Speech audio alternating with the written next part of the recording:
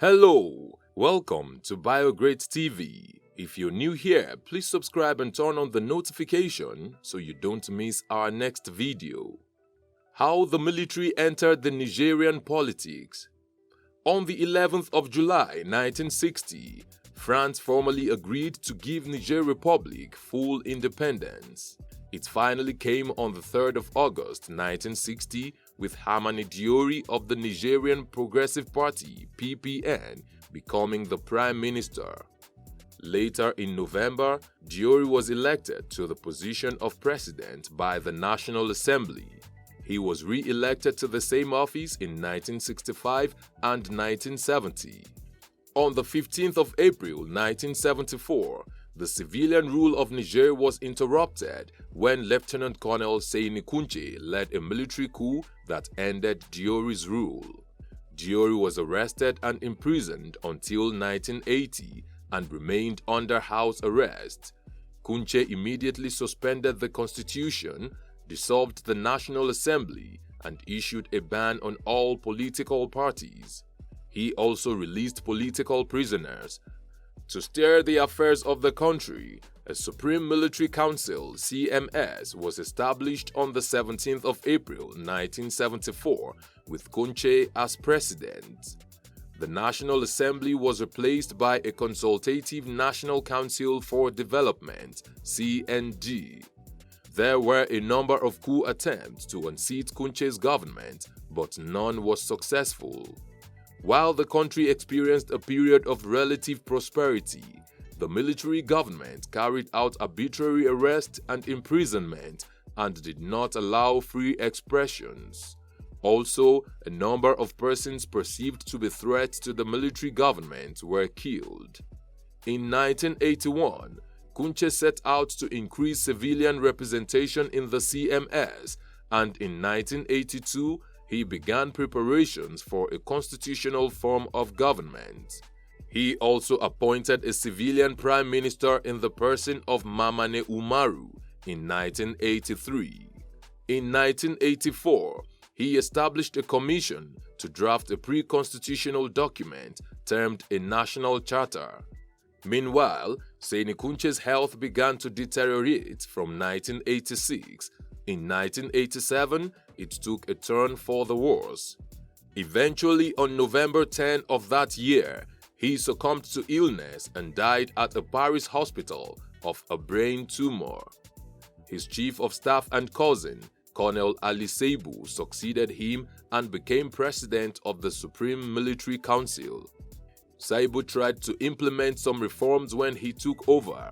He liberalized some of Niger's laws and policies and instituted a new constitution. He saw to the release of political prisoners, including Diori and Jibo Bakari. However, his efforts to control political reforms did not satisfy union and students' demands, who were calling for a multi-party democratic system. The Seibu regime finally agreed to their demands by the end of 1990. Thereafter, new political parties and civic associations began to spring up, and in July 1991, a national conference was convened to prepare the way for the adoption of a new constitution and scheduling of free elections. The debate at the conference under the leadership of Professor Andre Salifu developed consensus on the modalities of a transitional government. In November 1991, a transitional government was inaugurated to manage the affairs of state until April 1993. Mahamane Usmane of the Democratic and Social Convention (CDS) party won the presidential election with help from coalition of parties. In 1994, he was forced to appoint Hama Amadu of the National Movement for the Development of Society (MNSD) party as Prime Minister after the MNSD won the majority seats in the legislative elections. The relationship between the President and the Prime Minister was less than cordial. Indeed, they disagreed so sharply that it affected the running of the government. The state of things gave the military an excuse to again take power. with Colonel Ibrahim Barry Mainasara overthrowing the Third Republic.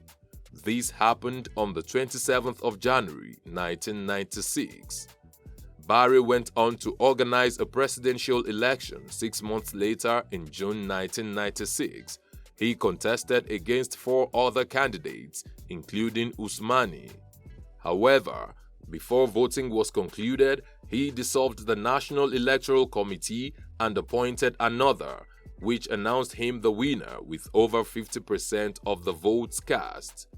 Barry's regime ended in April 1999 when he was assassinated in yet another military coup led by Major Dauda Malam Wanke. Once in power, Wanke set up a Transitional National Reconciliation Council to draft a constitution for a Fifth Republic. The Nigerian people voted and approved the new constitution in July 1999. This was followed by legislative and presidential elections in October and November of that year. Thanks to a coalition, Tanja Mamadu of the MNSD-CDS emerged victorious and was sworn in as president. President Tanja served 2 terms as president, but a political crisis began when he dissolved the parliament on the 26th of May 2009 after the country's constitutional court ruled against plans to allow him have a 3rd term. Once again, the military stepped in and took over the country. President Tanja was charged with corruption and sent to prison. However, the military this time promised a swift return to civilian rule. A constitutional referendum and national elections were set up, with the presidential election holding on the 31st of January 2011. When no candidate got the required majority vote, a runoff election was held on the 12th of March 2011. Mahamadou Issoufou of the Nigerien Party for Democracy and Socialism was elected president, marking the beginning of the Sixth Republic. What have we missed out of this history? Let's know in the comment section. Will it be ridiculous to subscribe to our channel? If no, please like this video, share, and subscribe to our channel.